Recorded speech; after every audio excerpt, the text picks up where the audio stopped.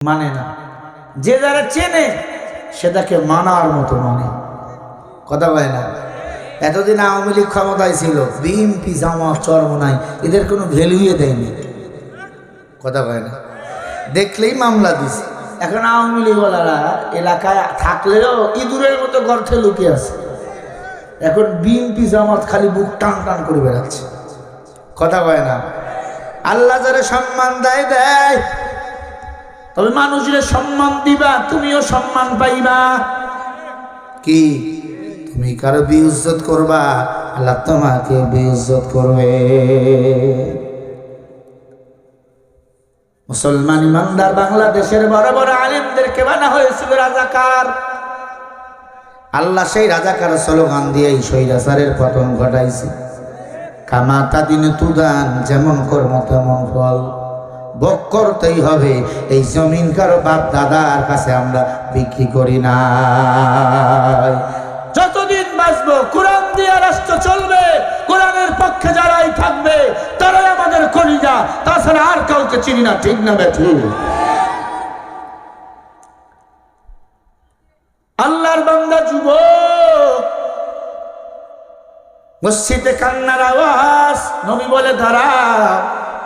নবী যে মাথায় হাত বুলায়, ও তোর কপাল খুইলা গেছে। সাহাবা চোখের পানি ছেড়ে কান্দে, দেখে মেয়ের বাবা। নবীজি মেয়ের বাবা তো আসছে কেন? বলে কপাল খুইলা গেছে, ওই মেয়ে তো তোমাকে বিবাহ করার জন্য পাগল। মক্কার সবচেয়ে বিশ্ব সুন্দরী মেয়ে, কোন পুরুষ তার চেহারা কোনোদিন দেখে নাই, তার সাথে তোমার বিয়ে। বিয়ে আমি নবীজি নিজেই পড়াবো। মারহাবা, রেডি হয়ে যাও। সাহাবা বলেন, নবী গো একটু অপেক্ষা করেন, আমি কিছু আমল করব। আল্লাহর কোরআন খুলে সূরা মুলুক, সূরা ওয়াকিয়া তেলাওয়াত করা শুরু করলেন। কিরে, আল্লাহর কোরআন খুলে সূরা মুলুক ওয়াকিয়া কেন বড়? বলে নবী বিয়ে তো করব, পকেট তো এমটি, একটা টাকাও নাই। আল্লাহর কোরআন বললাম, আল্লাহ রিজিকের ব্যবস্থা করে দিবে। সুবহানাল্লাহ বলে। নবীজি বলে দৌড়া, আমার জামাতা ওসমানের কাছে যাও আর আলীর কাছে যাও। সাহাবা ওসমানের কাছে চলে গেল। ওসমানকে গিয়ে বলল, আমার বিয়ে, আমি তো গরিব। মক্কার সবচেয়ে ধনবতী ওসমান বুকে জড়াই নিয়ে কান্না শুরু করলো, আয় আয়, তোর মতো জান্নাতি যুবক পাইয়া আমি ধন্য হয়ে গেলাম। ওসমান 500 দিরহাম দিলেন। কত? আলীর কাছে চলে গেল। হযরত আলীর একটা ঘোড়া ছিল, ঘোড়া বিক্রি করলেন 160 দিরহাম। ওই দিরহাম 160 দিরহাম ওই যুবককে দিল। আলী কান্দে। বলে আলী দিলেন, কান্দেন কেন? আলী বলে জন্ম দিলাম কিয়ামতের ময়দানে এই দানেরও ছিল আল্লাহ যেন জান্নাতি বানিয়ে দেয়। কারণ কিছুই যদি কবুল না হয়, এই দান যেন আমাকে জান্নাত পর্যন্ত নিয়ে যায়। এর আল্লাহর গোলাম, বিয়ে হয়ে গেল। বাসরাত ওই টাকা নিয়ে 660 দিরহাম নিয়ে কিছু মোহর পরিশোধ করলো। বাকি টাকা নিয়ে মদিনার বাজারে রওনা হয়ে গেল যুবক। নতুন কাপড় কিনলেন, কিছু হালুয়া রুটি কিনলেন স্ত্রীর জন্য। আসতেছে এমন সময় কে যেন ডাক দিয়ে বলে, হাইয়া আলাল জিহাদ, হাইয়া আলাল জিহাদ। নাই নাই, নবী নাই। নবীকে বেঈমানের দল মেরে ফেলছে। সাহাবা চোখের পানি ছেড়ে হাংমাও করে কান্দে। যেই নবী আজকে দুপুর বেলা আমার বিবাহ পড়াইল, এই নবীকে বেঈমানরা মারছে। কি করবো হালুয়া রুটি দিয়ে, কি করবো এই খানা দিয়ে? নতুন কাপড়টা সাথে নিয়ে দোকানদারকে ডাক দিয়ে বলে, ও দোকানদার, একটা তরবারি দাও, আর একটা ঘোড়া দাও, আর একটা কালো কাপড়ের মুখোশ দাও। কি করবা? বলে কালো কাপড় দিয়ে মুখ বাঁধবো, নবীজি সাহাবায়ে কেরামরা যেন চিনতে না পায়। কারণ আজকে আমার বিয়ে হয়েছে, যদি যুদ্ধের ময়দান আমারে তারা দেখতে পায় বাসায় পাঠাইয়া দিবে। কারণ যুদ্ধের ময়দানে আমার নবী মারি খাবে, আমি এটা সহ্য করতে পারবো না। আল্লাহু আকবার, নারায়ে তাকবীর। নাস্তিকতানে বাজ্জাক, দিন ইসলাম জিন্দাবাদ। নাস্তিকতানে বাজ্জাক, দিন ইসলাম জিন্দাবাদ। কোটি প্রাণে একই আওয়াজ, কদাদ্রোহী ছাড় পাবে না, এই বাংলায় ঠাই হবে না। মুসলমানরা জেগেছে আজ। জোর কদমে সামনে চলো, বজ্র কণ্ঠে আওয়াজ তোলো, সবাই মিলে একই তালে দাও না স্লোগান, নারায়ে তাকবীর। দুই হাত উঁচু করে এমনি মারবেন, যারা হাত তুলবে না বুঝবে এটা দিল্লির মাল, নাহলে গুজরাটের কষাই। নারায়ে তাকবীর। আল কোরআনের আলো,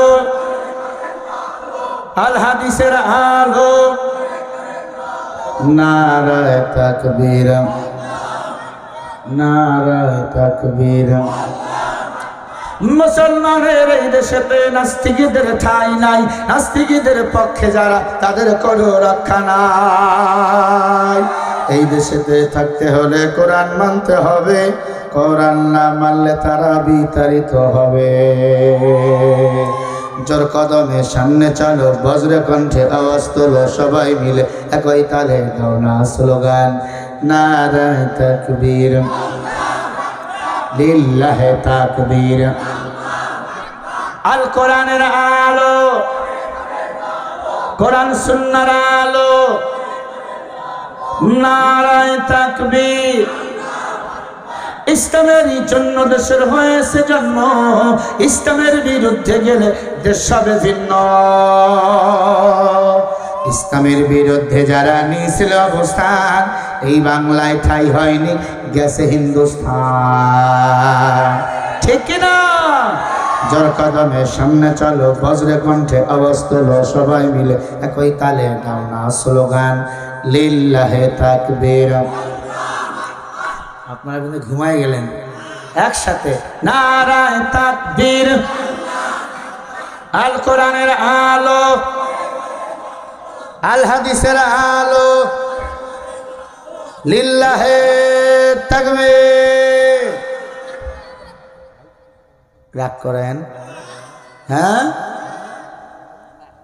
একটু খেয়াল করবেন, কথাগুলো শোনেন। আল্লাহর কোরআনের পাওয়ার বলেন আছে না নাই? সবাই বলো, আল্লাহর কোরআন সত্য।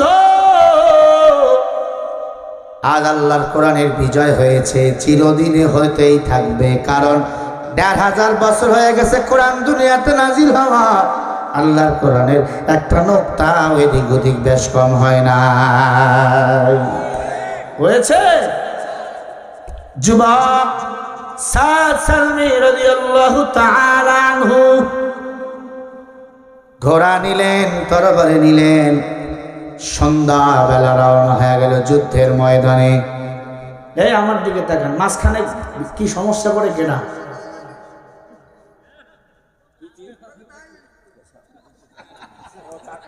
হ্যাঁ, না না, আপনি তো আছেন, পিছনে একটু সমস্যা হয়েছে। আল্লাহর বান্দারা একটু খেয়াল করে কথাগুলো শুনবেন। সাদ সালমী রাদিয়াল্লাহু তাআলা আনহু দোকানদারকে বলে, কাপড় নাও, একটা ঘোড়া দাও, একটা তরবারি দাও, একটা মুখোশ দাও। যুদ্ধের ময়দানে রওনা হয়ে গেল। নতুন বিবি অপেক্ষা করতেছে বাসরা, স্বামীর আওয়াজ শুনছে, যুদ্ধের ময়দানে যায় বিবির কাছে বিদায় নিয়া। বিশ্ব সুন্দরী মক্কার মেয়ে ডাক দিয়া কয়, স্বামী আমার, প্রাণের স্বামী আমার, একটু দাঁড়ান, আপনার চেহারাটা আমি একটু দেখতে চাই, কারণ আপনি আমার হালাল স্বামী, আমি আপনার হালাল স্ত্রী। সাদ সালমী ডাক দিয়া কয়, স্ত্রী রে, এই বিবি আমার, ভালো করে শোন, আল্লাহ যদি বাঁচায় রাখে দেখা হবে, আর যদি শহীদ হয়ে যায় একসাথে জান্নাতে দেখা হবে।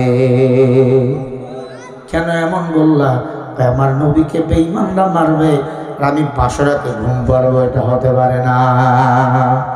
সাদ সালমি যুদ্ধের ময়দানে চলে গেল। যুদ্ধের ময়দানে যাওয়ার পর অনেক কাফেরকে জাহান্নামে পাঠিয়ে দিল, নিজে শাহাদাতের মৃত্যুবরণ করলো।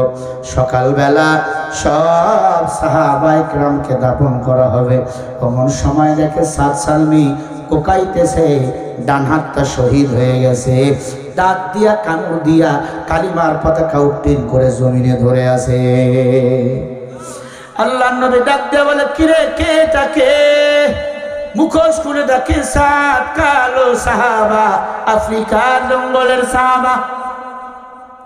কি রে যুবক, তুমি এখানে কেন? তোমার নাবাসরাত। ডাক দিয়ে বলে, নবী আপনাকে বেঈমানরা মারবে, আর আমি বাসরাতে স্ত্রীর লগে ঘুম পর্ব হতে পারে না।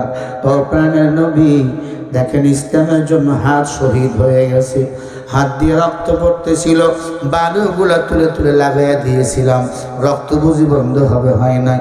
নবী আমি বাঁচব না, আমার কথা দেয় ইসলামের পতাকা এই মক্কা মদিনা উত্তীর্ণ হবে, ইসলামের বিজয় হবে। নবী কথা নেন। আল্লাহর নবী সাদকে বুকের সাথে জড়াই নিয়ে বলে, ও সাহাবায়ে কেরাম, তোমরা আমার সাদের চেহারার দিক তাকাও, যদি জান্নাতি কোনো মানুষ দেখতে চাও আমার সাদের চেহারার দিকে তাকাও। আমি নবী বলে দিলাম, সে জান্নাতি জান্নাতি জান্নাতি যারা আল্লাহর কোরআনের জন্য দ্বীনের জন্য জীবন দেয়। ওয়ালা তাকুলু লিমান ইউকতালু ফি সাবিলিল্লাহি আমওয়াত বাল আহইয়া ওয়ালাকিন লা তাশউরুন। আল্লাহ বলে, যারা দ্বীনের জন্য ইসলামের জন্য জীবন দেয় এরা মরে না, এরা হলো শহীদ। আর শহীদদের আমি আল্লাহ বিনা হিসাবে জান্নাতের মেহমান বানিয়ে দে। আরো জোরে বলেন না সুবহানাল্লাহ।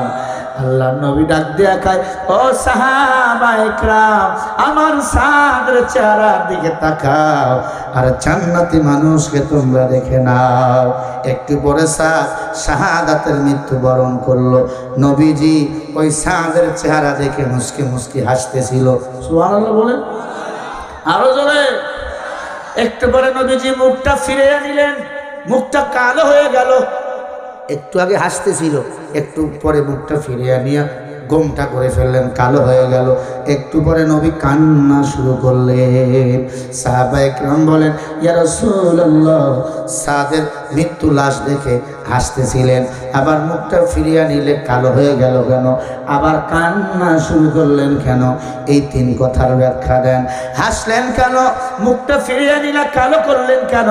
আবার কান্না শুরু করলেন কেন? নবীজি আমার বলে, সাহাবায়ে কেরাম, আমি যা জানি তোমরা কিন্তু তা জানো না। ও সাহাবা, দ্রুত দাফনের ব্যবস্থা কর। একটু পরে সাদ সালমির বিবি, ওই যে বিশ্ব সুন্দরী মেয়েটা আব্দুল ওহাব আমিনীর মেয়ে, নবীর কাছে এসে হাজির হয়ে গেল। নবী গো, ও নবী গো, আমার স্বামীর লাশটা একটু আমাকে দেখতে দিবেননি? আল্লাহ নবী ডাক দিয়ে বলে, হ্যাঁ তুমি দেখতে পারো, অসুবিধা নাই। স্বামী যদি মারা যায় স্ত্রী চাইলে গোসল দিতে পারে, কোনো আপত্তি নাই, কিন্তু স্ত্রী যদি মারা যায় ওই স্বামী গোসল দিতে পারবে না, পারবে না, সম্পর্ক শেষ হয়ে যায়। ইসলাম বড় কঠিন জিনিস রে বাবা, ভালো করে খেয়াল করবেন রে পর্দার অন্তরালের মা বোনেরা। আল্লাহর নবী সাহাবার সিনাই ছিল কোরআন, কোরআনের এমন পাওয়ার, এই কোরআনের একটা ফ্যাক্টরি তৈরি করেছেন জামিয়াতুস সুন্নাহ কাজী জামাল উদ্দিন মোল্লা ও সাকিরুন নিসা। এই মাদ্রাসায় যত হাফেজে কোরআন হবে, এক একজন হাফেজে কোরআন 10 জন করে জাহান্নামে সুপারিশ করে জান্নাতে নিয়ে যাবে। আপনাদের কপাল ধন্য, যদি পারেন একটা সন্তানরে আলেম বানান, যদি পারেন একটা সন্তানরে হাফেজ বানান। আমি তোমাদের মতো মায়ের সন্তান, বাবার সন্তান। ও মা, আমার মা আমার বাবা আমার কষ্ট করে মাদ্রাসায় পড়াইছে, হাফেজ কোরআন বানাইছে, আলেম বানাইছে। আল্লাহ আজকে এত সম্মান সারা দুনিয়ায় দান করেছে বাবা। এমপি মন্ত্রীরাও এত সম্মান পায় না। কারণ এমপি ক্ষমতায় থাকলে সাফে সেলুট দেয়, আবার ওই এমপি ক্ষমতায় না থাকলে এয়ারপোর্ট দিয়ে বাইরে পালিয়ে যায়। কিন্তু আলেমদের সম্মান, আলেম হওয়া থেকে মৃত্যু পর্যন্ত বলেন আছে না নাই? টাকাওয়ালার বয়স যত বাড়ে মানুষের ঘৃণা বাড়ে, এলেমওয়ালার বয়স যত বাড়ে তাদের বন্ধু তত বাড়ে সম্মান।